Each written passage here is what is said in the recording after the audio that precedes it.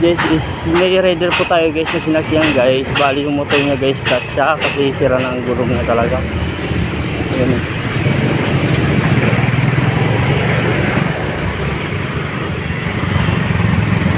Ayan po guys.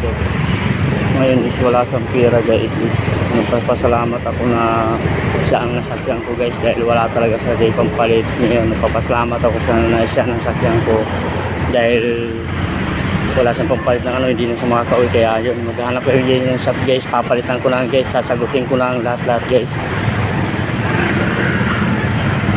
Lakad ako guys. Meron daw? Oo sige. Oo sige, punta ka lang doon.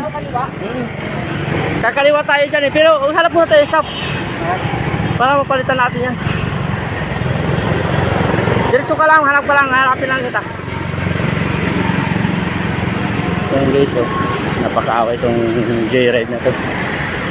Alam mo guys, kung iba lang nasakyan nito tulad yan, na-flat na siya, ang gulong niya kasi guys, napakalaking butas, hindi niya kaya.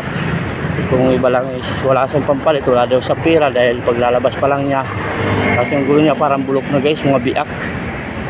Yun guys is, ako nasakyan niya eh, meron naman ako pera dito kaya bibigyan lang natin siya ng pamasko, maagang pamasko.